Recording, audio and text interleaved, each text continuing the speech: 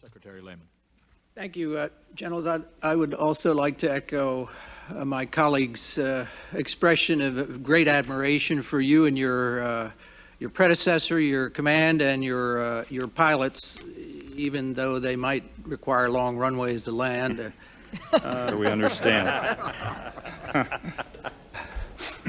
One of the most serious responsibilities we have, in addition to air security, is identifying the real dysfunctions in our intelligence system that contributed to the tragedy. And we had prior, as you know, to your testimony, Secretary Mineta, who indicated, despite the fact of this long litany of events and intelligence reports of the growing probability that aircraft would be used as weapons, nothing ever got to him, and nothing apparently got to you, and I assume, General Arnold, nothing got to you. This would seem to be a pretty significant failure of our system, because it exists to provide product precisely to you, the most important users tasked with defending us. So I'd like to ask, we'll provide you a copy of this, which is from the Joint Inquiry Staff Statement. If you could give us your studied assessment of what went wrong in the way you interact with, your command interacts with the intelligence community, and why the product did not get to you. These were pretty dramatic events, facts, and intelligence reports. It would be very helpful to us to have your assessment as a customer of the system to what went so seriously wrong that you were still only looking out. There is another an issue that I would ask perhaps General Arnold to address, because there's a great deal of unease and distress, I think, understandably, among many of the families that somehow those aircraft could have been shot down if people had not made mistakes. And I wonder if you would just take us through each flight, given the posture that NORAD was in at the time, which was national policy and not whatever, based on erroneous intelligence perhaps, but given that posture, and given the times that NORAD was notified of the deviation from schedule and the possibility of hijacking, could the aircraft on alert, for instance, at Otis, have intercepted? And then if you could also take us through 77 and 93 as well with the F-16s, and if you would, tell us as you take us through what the armament was on the F-15s and on the F-16s that were scrambled against 77 and 93. Thank you, sir, and I'll try to do that to the best of my ability. And perhaps General McKinley has some data that he could shed light on, because I have been retired a little while and don't have access to the staff for some of the very specifics on that, but I will try to do my best. As you know through previous testimony from General Eberhardt to Congress, we were in the middle of a NORAD exercise at that particular time. Which means that basically our entire staff was focused on being able to do the Air Operations Center mission, which was our job to do. We had just come out of a video teleconference with the NORAD staff and with our folks at that particular time, when I was handed a note that we had a possible hijacking in Boston Center. And it had come from the Northeast Air Defense Commander, Colonel Bob Marr, who's a commander up there. And he had requested that I call him immediately. And I was upstairs in our facility, immediately went downstairs, picked up the phone, asking on the way to my staff, is this part of the exercise? Because quite honestly and frankly, we do hijacking scenarios as we go through these exercises from time to time. But I realized that it was not, this was real life. And I also remember as I went downstairs, before I even talked to him. It had been a long time since we'd had a hijacking, but that the fact that we'd reviewed the procedures of what it is that we do for a hijacking because we were in the middle of an exercise. So we were pretty well familiar with those procedures, and of course we have our own checklist that we follow. As I picked up the phone, Bob told me that Boston Center had called possible hijacking within the system. He'd put the aircraft at Otis on battle stations, wanted permission to scramble them. I told him to go ahead and scramble the airplanes and we'd get permission later. And the reason for that is that the procedure, hijacking is a law enforcement issue, as is everything that takes off from within the United States. And only law enforcement can request assistance from the military, which they did in this particular case. The route, if you follow the book, is that they go to the duty officer of the National Military Command Center, who in turn makes an inquiry to NORAD for the availability of fighters, who then gets permission from someone representing the Secretary of Defense. Once that is approved, then we scramble aircraft. We didn't wait for that. We scrambled the aircraft, told them to get airborne, and we would seek clearances later. I picked up the phone, called NORAD, whose battle staff was in place because of the exercise, talked to the deputy commander for operations. He said, I understand, and we'll call the Pentagon for those particular clearances.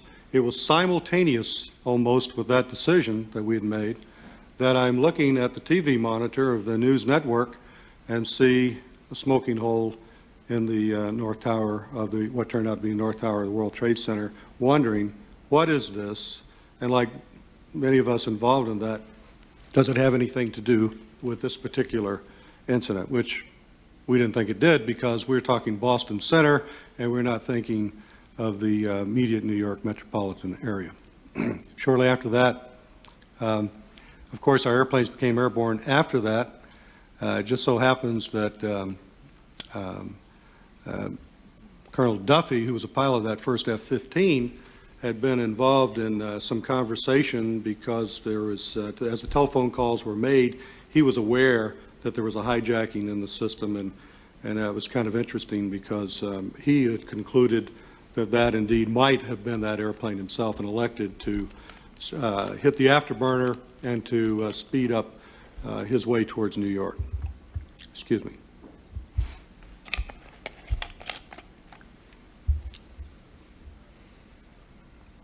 It was then, very shortly thereafter, that we saw on television the second airplane, the United 175, crash into the South Tower, and the first thing that I think most of us thought was this a rerun of the first event, and then it turned out to be the second event. We had no warning of that whatsoever. There was, from my staff, a call. In fact, that airplane was called hijacked, or possibly hijacked later on, which as General McKinley referred to as the fog of friction of war, actually caused further confusion because we were not aware that which aircraft had actually crashed into the towers. We just knew that by now we have two airplanes that have crashed into the towers. We have two airplanes that are called hijacked. Again, we are still minutes away. I think the record said 8 minutes away from New York City with F-15s that are moving very rapidly in that direction. Now we have, before I get to 77, if it were, we get a call of United Flight 93. Well, before you go to that, I just wanted to just make clear, there was no possibility, given the lateness with which you were notified from FAA of a possible hijacking, that those airplanes in full afterburner flying supersonic could have gotten there in time to intercept either of those two flights. Is that correct? That's correct. That's correct. The first aircraft, of course, American 11, crashed before our interceptors were airborne. We ordered the scramble almost simultaneously. Our records show the same minute. I'm not even sure which occurred first, but it was almost simultaneous that we ordered the scramble of the aircraft and the impact into the North Tower had occurred. And so by the time even the pilot accelerating to 1.5 Mach moving pretty fast, was still 8 minutes out by the time the second aircraft had crashed into the tower. And though when the second aircraft crashed in the tower, by now, I think Secretary Mandetta said this becomes a pattern, certainly. I'd like to tell you that I was absolutely certain at that time that we were under attack, but I was not absolutely certain we were under attack at that particular time. But we knew that this pattern had to be dealt with at that particular time. And then very shortly thereafter, we got a call on the United 93 flight being a possible hijacking. And that aircraft, I don't know if you know, but it wandered around. That aircraft wandered around and flew up over the northern part of Pennsylvania and Ohio. Mixed in with this was a call about a Delta flight that was possibly hijacked. So now our focus is, we are under attack. What are we going to do in order to be in position to intercept another aircraft should it threaten someplace in the United States? That place, of course, we would not know. In the Northeast, at this particular time, we had no other aircraft available. The aircraft out of Otis had taken off. We looked at aircraft that were returning from a Michigan, they were Michigan Air National Guard aircraft, returning from the range, because at one time we thought either the Delta flight or the United 93 might pose a threat to Detroit. We tried to get airplanes airborne out of the Toledo Air National Guard at that particular time. Can you get anything airborne? Because we have this United 93 and this Delta flight, we need to intercept it and see what is going on with those particular aircraft. Syracuse, New York is Air National Guard unit. We inquired with them their ability to get airborne, and ultimately they did somewhat later at that particular time. And so in the record, you see the time when we were notified of the American Flight 77 as being a possible hijack. And I can tell you that I did not know, and I don't believe anybody in the NORAD system knew where that airplane was. We were advised that it was possibly hijacked. And we had launched, at that almost simultaneously with that, we launched the aircraft out of Langley to put them over top of Washington, D.C., not in response to American Airline 77, but really to put them in position in case United 93 were to head that way. They were the closest fighters that we had, and we started vectoring them to move towards the Washington, D.C. area. They also go into burner? No, sir. Sir, they, based on their configuration, traveled at 0.98 Mach, roughly 575 knots, 660 miles per hour, about 10 nautical miles per minute. If they had gone into burner, could they have gotten there in time to get 77? I think if those aircraft had gotten airborne immediately, if we were operating under something other than peacetime rules where they could have turned immediately for Washington, D.C. and gone into burner, it is physically possible that they could have gotten over Washington, D.C. Why did they head out to sea first? Our standard, we have agreements with the FAA, and by the way, we're looking outward. This is an advantage to us. And so we have agreements for clearance. When we scramble an aircraft, there's a line that's picked up, and the FAA and everyone is on that line, and the aircraft take off, and they have a predetermined departure route. And of course, it's out over water because our mission, unlike law enforcement's mission, is to protect things coming towards the United States. And I might even add, in all of our terrorist scenarios that we run, the aircraft, if we were to intercept an aircraft, it is usually always from outside the United States coming towards us. So our peacetime procedures are, again, to deconflict with civil aviation so as to not have endanger civil aviation in any particular way. Secretary Lehman, also, if I may add, the complexity of the air traffic over the Northeast corridor is so complex that to just launch fighters, as you know, sir, from your background, into that air traffic system can cause potential damage or mid-air collision. So we rely on the FAA to deconflict those corridors. And that is another reason why it vectored east originally. The armament in the F-15s and the F-16s was? The armament, as I recall, and General McKinley can correct me on that, we had full-up armament on all those aircraft with both radar and heat-seeking missiles as well as guns.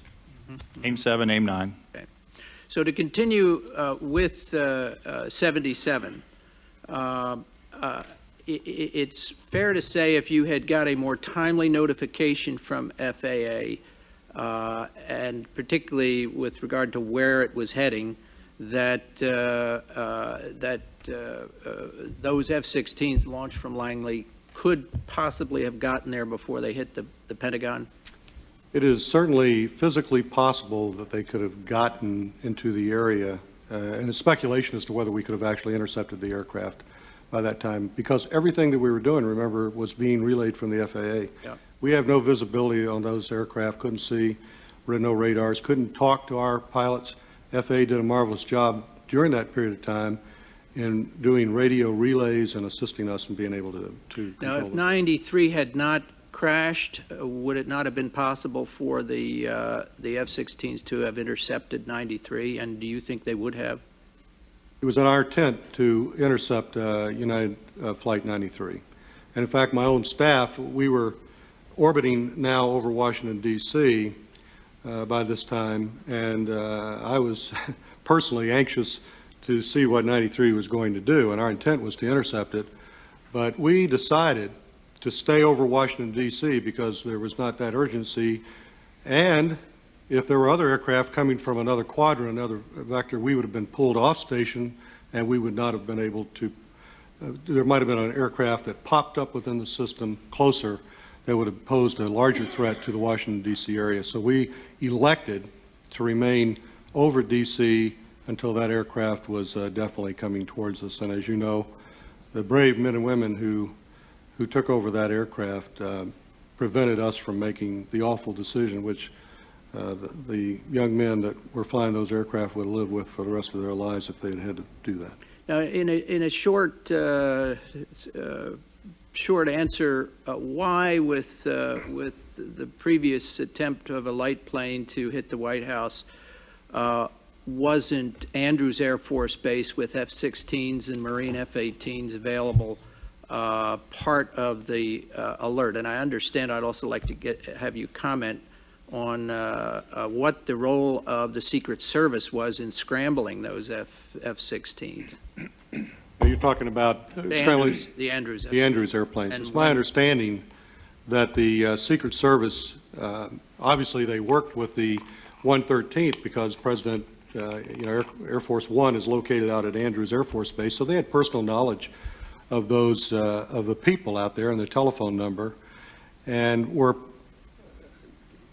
I cannot speculate whether they knew what we were doing or not, but in the urgency to get something done, they made a phone call to the 113th. I learned later, I did not know that at the time, and asked them to get anything they could airborne, and I think the quote was to protect the house. And the 113th is the 113th Fighter Wing at Andrews, the District of Columbia Air National Guard F-16 wing. Mm-hmm. Yeah, and not part of NORAD. Mm-hmm.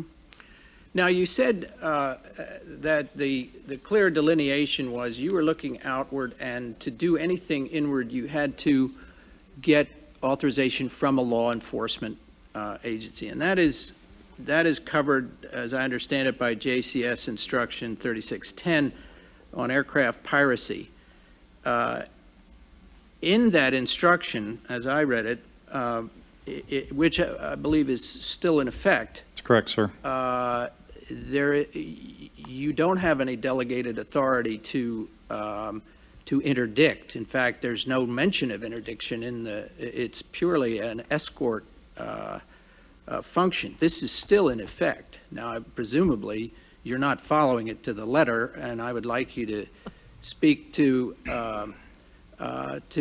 what the chain of command is now. Who has authority to interdict, to shoot down? Where is it delegated, and are there published rules of engagement as to what criteria apply to make that decision? So I'd be happy to answer that, and I thank General Arnold for his comments about the actual date. I appreciate him being here today. Quite frankly, sir, since September 11, 2001, the Department of Defense, United States Air Force has put a lot of resources into what we call Operation Noble Eagle. As President Bush said, it's the second front on the war on terrorism. And as I said in my opening remarks, we've flown 30,000 sorties. In fact, overhead today, here, our Noble Eagle pilots are flying, in addition to being supplanted with ground-based air defense artillery. A lot of effort has gone into taking a look at the things that were not done right prior to prepare ourselves for the aftermath. And it is an honor for me to represent the men and women who do that. Quite frankly, our relationships began at 9/11 and the aftermath with General Arnold and our staff to work with the Federal Aviation Administration to bring in those radar facilities so that our controllers at our northeast, southeast, and western air defense sectors have visibility internally now, and that has been completed. In addition to seeing internally to the United States, we must be able to communicate to the pilots who fly our interceptor missions so that we can have clear lines of control back to our command element, General Eberhardt, in Colorado Springs.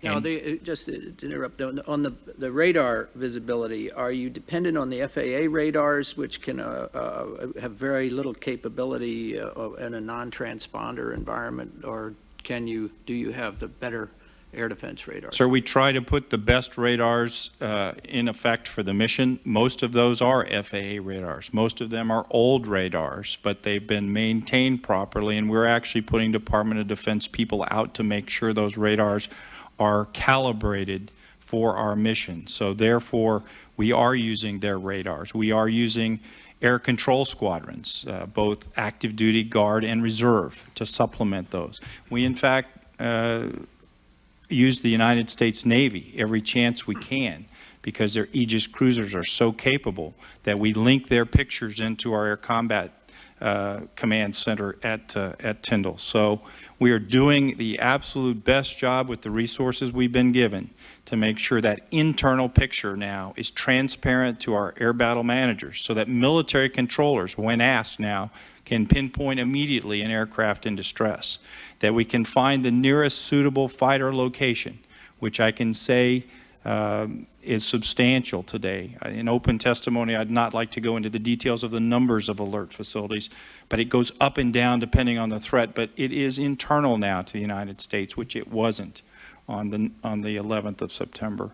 So this capacity, this Operation Noble Eagle, which gives the military far more responsibility and latitude to do this mission now, has allowed us to be far more capable. And we have been involved in every airline incident that we have been asked to perform with the Federal Aviation Administration subsequent to 9/11, whether there be a disturbance on board, whether it be an aircraft emergency, whether it be to protect critical infrastructure, our major population centers, we are there. To follow up on that, General Arnold, did you have authority to shoot down 93 when it was heading towards Washington, and where did you get it? Yeah, a lot of discussion on that. Our intent on United 93, the simple answer is, to my knowledge, I did not have authority to shoot that aircraft down. We were informed after that airplane had hit the ground. That's a simple answer. I'm sorry, could you say that again? You were informed of what after it hit the ground? We were informed of presidential authority some 5 minutes after that aircraft had hit the ground, according to our record. So you were given it after the fact, presidential authority to shoot it To down? my knowledge. Yeah. Now, I can tell you that in our discussion with the NORAD staff at that particular time, that we intended to intercept that aircraft, at some point in time attempt to deviate that aircraft away from the Washington, D.C. area. There was discussion at that particular time whether or not that aircraft would be shot down. But I did not know of presidential shoot-down authority until after that aircraft had crashed. Mm-hmm. And General McKinley, could you take us to the present and where those authorities lie now? Yes, sir. Subsequent to 9/11, The President delegated through the Secretary of Defense, delegated to the combatant commander of NORAD, and now United States Northern Command has the authority to declare a hostile target. Our fighter interceptors will be in position to accept that hostile declaration, and the clearance authorities will be passed up to the highest authority. We've improved our communications equipment. We have secure telephones that allow us to contact immediately the powers in the chain of command. And I, as the Joint Force Air Component Commander, have delegated emergency authority in the very rare occasion where either a telephone fails or we cannot get authority, and under emergency powers can exercise that authority. So the clearances now are in place. General Eberhardt is in place in Colorado Springs, or his designated representative. We exercise this in real world, not exercise, probably between 8 and 15 times a week. So it's been well documented. Any national security event will bring together the forces, and those lines of communication are open now. Clearances are there. Thank you. As you know, our rules of engagement are many v1, so I will take a rest and let my colleagues go at you.